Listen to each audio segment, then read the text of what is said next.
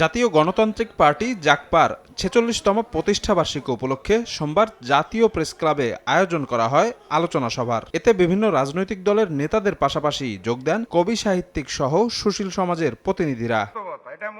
অনুষ্ঠানে জুলাই সনদ বাস্তবায়ন ও রাষ্ট্র সংস্কারের প্রয়োজনীয়তা নিয়ে বক্তব্য রাখেন বক্তারা। সংসদে অভ্যুত্থানের চেতনা সমুন্নত রাখতে সচেষ্ট হতে সরকারের প্রতি আহ্বান জানান তারা। একের পর এক বিভিন্ন অধ্যাদেশকে বাতিলের মাধ্যমে তারা নতুন করে স্বৈরাচার হয়ে উঠতে চায়। 3টা অধ্যাদেশ তারা বাতিল করে দিয়েছে, কিন্তু কি বলে সুপ্রিম কোর্ট বিচারক নিয়োগ। বিরোধী দলীয় নেতা জামায়াত আমির ডাক্তার শফিকুর রহমান অভিযোগ করেন, জাতীয় নির্বাচনের ফল হাইজ্যাক করেছে একটি পক্ষ। হুঁশিয়ারি দেন যে কোনো মূল্যে গণভোটের রায় বাস্তবায়নের।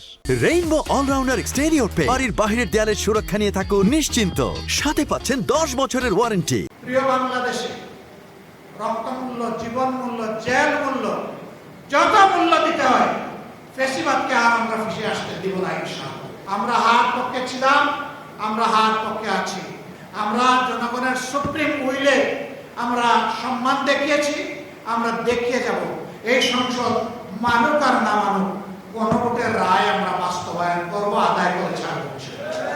সভায় জ্বালানি তেলের সংকট ও হাম সংক্রমণ ইস্যুতে সরকারের সমালোচনা করেন বক্তারা। গোগো, তুমি একবার জনগণের ধান খেয়েছো। শফিক মুন্সি, সময় সংবাদ, ঢাকা।